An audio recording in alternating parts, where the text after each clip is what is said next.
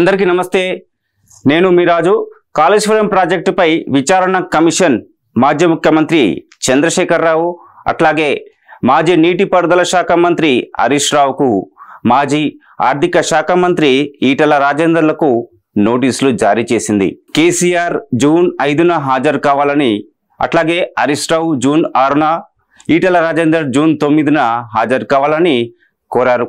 వారు నోటీసులకు 15 రోజుల్లోగా స్పందించాలని, విచారణకు హాజరు కావడానికి సుముఖత వ్యక్తం చేయాలని ఆదేశించారు. కాళేశ్వరం ప్రాజెక్టుపై విచారణ కమిషన్ నోటీసులపై ఈటల రాజేందర్ స్పందించారు. తనకు ఇంకా నోటీసులు అందలేదని, అయితే నోటీసులకు భయపడేది లేదని ఆయన అన్నారు. కాళేశ్వరం కమిషన్ విచారణకు సహకరిస్తానని కూడా ఆయన పేర్కొన్నారు. అలాగే ఆయన ఆర్థిక శాఖ మంత్రిగా ఉన్న సమయంలో ఆ శాఖ కార్యదర్శిగా ఉన్న రామకృష్ణరావు ప్రస్తుత రాష్ట్ర సిఎస్గా ఉన్నారని చెప్పారు. పీసీ కమిషన్ గడువును ఎందుకు ఎన్నిసార్లు పొడిగించారో చెప్పాలని ఈటల రాజేందర్ డిమాండ్ చేశారు.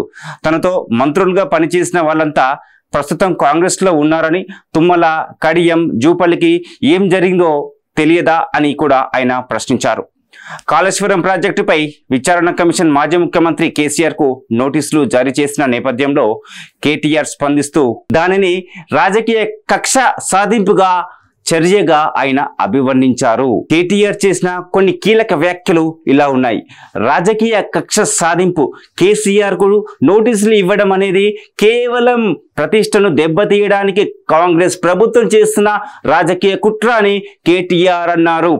ప్రజల నేతపై దాడి, కేసీఆర్ తెలంగాణ ప్రజల కోసం, రైతుల కోసం, భవిష్యత్తు తరాల కోసం కాళేశ్వరం ప్రాజెక్టును నిర్మించారని, అలాంటి నాయకుడిని ఇప్పుడు లక్ష్యంగా చేసుకున్నారని విమర్శించారు కేటీఆర్. ప్రాజెక్టుకు గొప్పతనం, కాళేశ్వరం ప్రాజెక్టును ప్రపంచంలోనే అతిపెద్ద లిఫ్ట్ ఇరిగేషన్ ప్రాజెక్టుగా అభివర్ణించారు కేటీఆర్.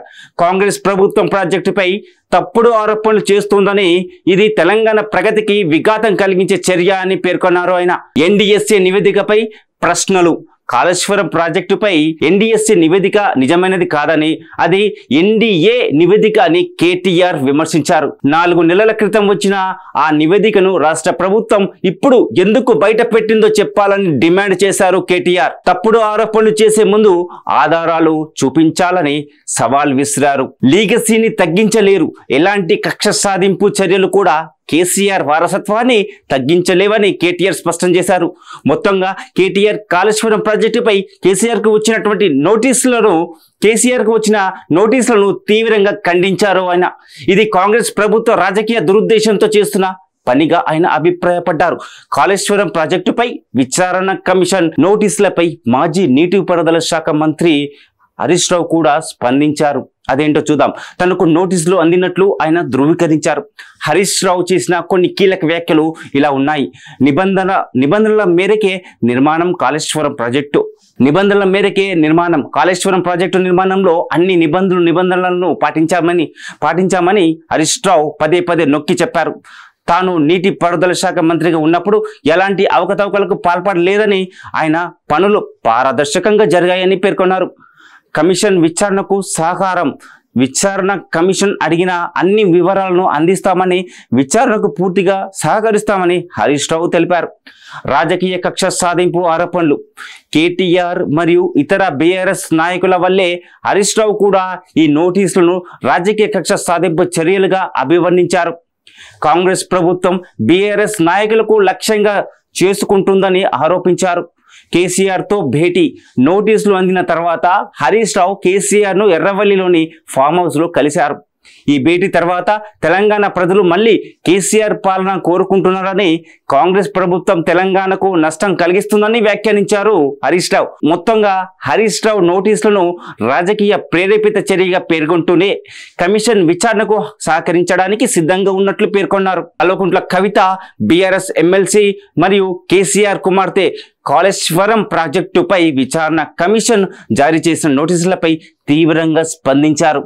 ఆమె ఈ నోటీసులను రాజకీయ కక్ష సాధింపు చర్యగా అభివర్ణించారు. ఆమె చేసిన ముఖ్య వ్యాఖ్యలు ఇవే. కాళేశ్వరం కమిషన్ కాదు, కాంగ్రెస్ కమిషన్. కాళేశ్వరం ప్రాజెక్టుపై ఏర్పాటైన కమిషన్ స్వతంత్రంగా కాకుండా కాంగ్రెస్ పార్టీ ఆదేశాల మేరకు పనిచేస్తుందని ఆమె ఆరోపించారు. కేసీఆర్ ప్రతిష్టను దెబ్బతీయడానికే ఈ కమిషన్ ఉపయోగించుకుంటున్నారని విమర్శించారు కవిత. రాజకీయ కుట్ర, కేసీఆర్ కు నోటీసులు ఇవ్వడం అనేది కాంగ్రెస్ ప్రభుత్వం చేస్తున్న రాజకీయ కుట్రలో భాగమని ఆమె స్పష్టం చేశారు. తెలంగాణ ప్రజల కోసం కేసీఆర్ చేసిన కృషిని అనగదొక్కాలని చూస్తున్నారని ఆమె ఆరోపించారు. ప్రాజెక్టు గొప్పతనం, కాళేశ్వరం ప్రాజెక్టు తెలంగాణకు ఎంతగానో మేలు చేసిందని, అది రైతుల జీవితాలను మార్చిందని కవిత పేర్కొన్నారు. ప్రాజెక్టుపై తప్పుడు ఆరోపణలు చేయడం ద్వారా తెలంగాణ అభివృద్ధిని అడ్డుకోవాలని కాంగ్రెస్ చూస్తుందని ఆవిడ అన్నారు.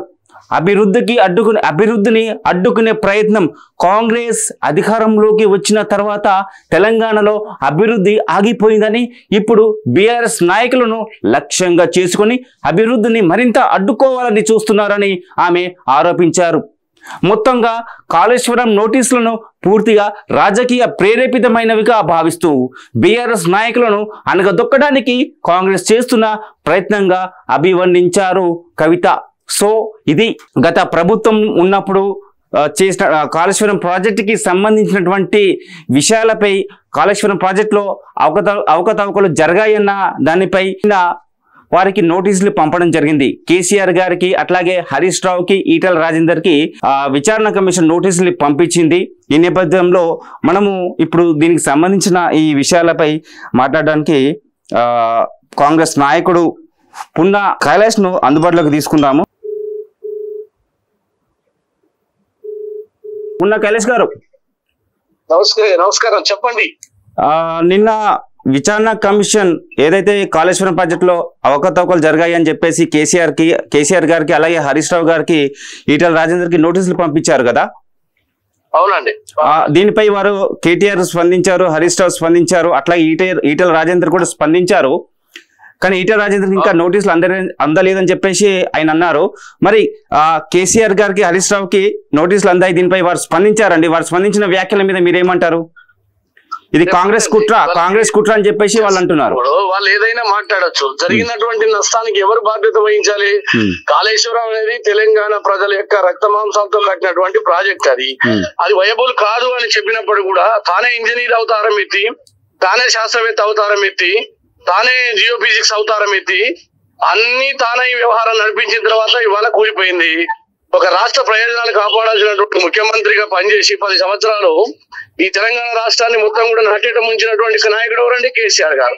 మరి ఆ రోజు మరి వాళ్ళు చెప్పిండ్రు ఏంది, ప్రాణహిత చేవెళ్ల ప్రాజెక్టు మాత్రమే ఈ రాష్ట్రానికి శ్రీరామ రక్ష అని చెప్పేసి ఆ ఫోన్ లైన్ లో. అందువల్ల తెలంగాణ రాష్ట్రానికి అనేక ప్రాజెక్టులు ఉన్నాయి ఉమ్మడి రాష్ట్రంలో.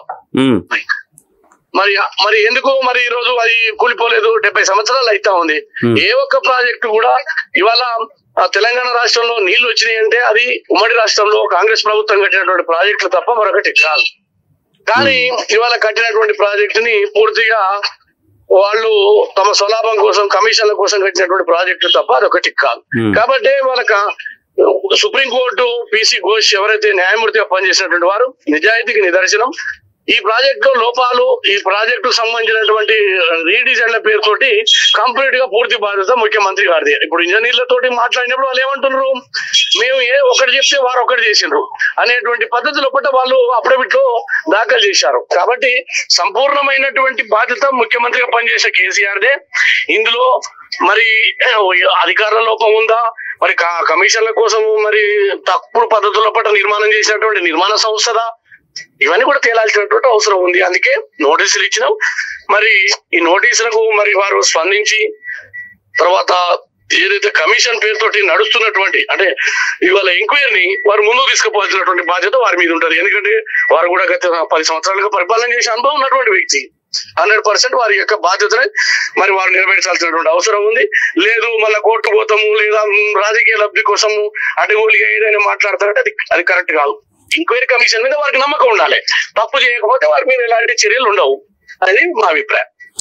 అంటే కైలాష్ గారు, ఒకటి కాంగ్రెస్ పార్టీ కావాలని కుట్రపూరితంగా కేసీఆర్ డ్యామేజ్ చేయడం కోసమే ఈ విధంగా చేస్తున్నారు అని చెప్పేసి వాళ్ళు ఆరోపిస్తున్నారు ప్రధానంగా.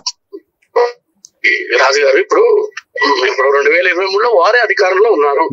అక్టోబర్ లో మరి ఎన్డీఎస్ఏ మరి వచ్చి రిపోర్ట్ ఇచ్చింది. దానికి సంబంధించినటువంటి రిపోర్టు ఆ రోజు వారి ప్రభుత్వంలోనే ఉన్నది. ఆ తర్వాత అధికారంలో వచ్చినటువంటి రేవంత్ రెడ్డి గారు వెంటనే ఒక కమిషన్ ఇచ్చారు. ఆ కమిషన్ ఏం తెలుస్తుందో అని చెప్పేసి మనం వెయిట్ చేయాల్సిందే తప్ప ముందే స్పెక్యులేషన్ తోటి మాట్లాడాల్సినటువంటి అవసరం లేదు. రెండో విషయం, ఇక్కడ వాళ్ళు తప్పు చేయకపోతే చట్టం అందరికి సమానమే కదా. అని చట్టాన్ని ఏమైనా అతీతుడు కాదు కదా. ఈ దేశ ప్రధానమంత్రి అయినా రాష్ట్రపతి అయినా ఎవరైనా చట్టం ముందు సమానమే. కాబట్టి మేము ఇవాళ ఏమంటున్నామంటే అవినీతి జరిగింది అనేది మా రాజకీయ ఆరోపణ అయి ఉండవచ్చు, లేదా మీరు సక్రమైన పద్ధతిలో కడితే కూలదు కదా. ఇప్పుడు ఒక చిన్న బిల్డింగ్ కడితేనే కూలిపోతే మనం కాంట్రాక్టర్ పట్టుకొస్తాం. మరి అలా లక్షల కోట్లతోటి నిర్మాణమైనటువంటి వద్దు అంటే కూడా నువ్వు కావాలని చెప్పేసి అదే ప్రాంతంలో కట్టిన ఉంటే దాని వెనుక దురుద్దేశం ఉన్నది. ఒకవేళ దురుద్దేశం లేదు, తెలంగాణ ప్రజలకు మంచి జరుగుతుందని నువ్వు ఆలోచన చేసిన అనుకో, మరి ఎందుకు కూలిపోయింది? కూలిపోయిన కారణం ఎవరు? మేమేమన్నా కూడగొట్టినావా? కాదు కదా. ఇదంతా కూడా ముఖ్యమంత్రిగా పనిచేసినటువంటి కేసీఆర్ గారికి రాజకీయ అనుభవం ఉంది. అవన్నీ కూడా దాని వెనుక మొత్తం కమిషన్ల మతలబు ఉంది. తెర వెనుక రాజకీయాలు ఉన్నాయి. అన్నిటికీ మించి వారి స్వప్రయోజనాల కోసమే తాను ఒక అంటే గొప్పగా చెప్పుకోవడం కోసం ఈ ప్రాజెక్టు కట్టా అన్నారు. ఎస్, కట్టాల్సిందే, తప్పేం లేదు. కానీ ఆ రోజు ఉమ్మడి ఆంధ్రప్రదేశ్ లో జలైక్యం పేరుతోటి ప్రాణహిత చేవేళ్ల 9 దగ్గర మనకు కావాల్సింది 180 టీఎంసీలండి. మనకు గోదావరి జలాల్లో ఎత్తిపోసుకుంటే రోజు మనకు వచ్చిన సందర్భం ఏంటిది? వరదలు వచ్చినప్పుడు ఎత్తిపోతావు. 1 టీఎంసీ కంటే ఎక్కువ రోజు 2 ఎత్తినవు, 90 రోజులు 180 టీఎంసీలు సరిపోతాయి. కానీ ఇవాళ కావాలని ఎత్తిపోతలు పెట్టి దీని కరెంటు బిల్లులు పెట్టి రీడీజల్ చేసి అడ్డగోరిగా పావులు అయ్యేదాన్ని 100,000 రూపాయలకు తీసుకుపోయిండు. లక్షల్లో పూర్తయ్యేది కోట్లు తీసుకుపోయిండు. కోట్లను 1000 కోట్లు చేసిండు. సో ఇవాళ తన సంస్థలకు దారాదత్తం చేసి తద్వారా 100,000 కోట్ల చేతులు మారినాయి. ఇది వాస్తవం. అయితే ఎవరున్నారు ఏందున్నారు అనేది మనం ఇప్పుడే చెప్పగలం. కాబట్టి జరుగుతున్న దర్యాప్తుకు వారు సహకరించాల్సినటువంటి బాధ్యత ఉన్నది. ఇక రెండో విషయం, ఆ రోజు హరీష్ రావు గారు మీకు తెలుసు ఇంజనీర్ గా ఉన్నటువంటి కేసీఆర్ కు మరి ఆయన పక్కకు పెట్టిండు. కేసీఆరే ఇంజనీరు, కేసీఆరే నిర్మాణ సంస్థ 100% మీకు తెలుసు. అనివార్యమైన పరిస్థితుల్లో ప్రజల నుంచి ఒత్తిడి వస్తే హరీష్ రావుని తీసుకొచ్చారు. హరీష్ రావు మాట కూడా చెల్లదు. అందుకే ఆర్థిక శాఖ మంత్రి ఉన్నాడు ఈటల రాజేందర్, ఉత్తుది ఆయనే ఆర్థిక నిధులు తెచ్చిండు. ఆ తర్వాత కాళేశ్వరం అనేటువంటి కార్పొరేషన్ ఏర్పాటు చేసిండు. సో ఇవాళ ఏది చేసినా ముఖ్యమంత్రి గారి కనుసన్నల్లో, ఆనాటి ముఖ్యమంత్రిగా పనిచేసే కేసీఆర్ గారు కనుసన్నల్లోనే నడిచింది. పూర్తి బాధ్యత కేసీఆర్దే. ఇంకోటి అండి, ఎన్డీఎస్ఏ ఎన్డీఏగా భావించారు. దీన్ని మీరు ఎట్లా తీసుకుంటారు? ఇప్పుడు దేశంలో దర్యాప్తు సంస్థలు అనేవి తన పని తాను చేసుకుంటూ పోతాయి. రైట్, నేనేమంటున్నా, ఎన్డీఏ అంటున్నావు కదా, నువ్వు సచివులు అయితే అగ్ని పరీక్షకు సిద్ధంగా తప్పే ఉంది. మరి కావాలని చేసేది కాదు కదా. రాత్రి రిపోర్ట్లు మార్చడానికి వీలు ఉండదు కదా. జరిగిన దాని మీద రిపోర్ట్ వస్తుంది. ఇప్పుడు కులక ముందుకే వాళ్ళు వచ్చేమన్నా చెప్పిపోయిందా? ఓ నాగార్జున సాగర్ మీద ఎందుకో రిపోర్ట్ ఇస్తలేరు, ఓ శ్రీశైలం మీద ఎందుకో ఇస్తలేరు, పోచంపాడు, శ్రీరామ్ సాగర్, అలీ సాగర్, తర్వాత అనేకమైనటువంటి పాలమూరు జిల్లాలో కల్వకుర్తి ఉంది, నిట్టెంపాడు ఉంది, అనేక ప్రాజెక్టులు ఉన్నాయి కదా. వాటి మీద ఎందుకు నేషనల్ డ్యామ్ సేఫ్టీ అట్లాంటి వాళ్ళు రాలేదు కదా. జరిగిన నష్టం మీద మేము మాట్లాడుతుంటే ఇది కాంగ్రెస్ కమిషన్ అంటే ఇది ఎట్లుందంటే ఇది మొగని కొట్టి మొగసాలకి ఎక్కే కార్యక్రమం. కాబట్టి ప్రజలందరూ కూడా వాళ్ళని చీత్కరించుకున్నారు. ఇవాళ డబ్బులతో అహంకారంతో కేటీఆర్ గాని హరీష్ రావు గారు గాని అడ్డగోలిగా మాట్లాడుతూ ఉన్నారు. ఒక ప్రభుత్వాన్ని పని చేసుకుంటూ పోనీయాలి. మీరు తప్పు చేయకపోతే, మీరు శ్రీరామచంద్రులు అయితే వాళ్ళ గురుగింజ నీతులు ఎందుకు చెప్తా ఉన్నారు? మీరు చేసిందే దొంగతనం, మీరు చేసిందే దోపిడీ. ఆ దోపిడీ బయటపడుతుంది కాబట్టి ఇదంతా కూడా ఇవాళ ఎంక్వైరీ నడుస్తుంది. ఆ ఎంక్వైరీలో తేలుతుంది. ఓకే అండి, థ్యాంక్ యూ కైలాష్ గారు, థ్యాంక్ యూ. సో ఇది అండి కాంగ్రెస్ నేత పుణ్యం కైలాష్ చేసినటువంటి వ్యాఖ్యలు. నోటీసులు పంపించిన తర్వాత కేటీఆర్ గారు, కవిత గారు, హరీష్ రావు గారు, అట్లాగే ఈటల రాజేందర్ కూడా దీనిపై స్పందించడం జరిగింది.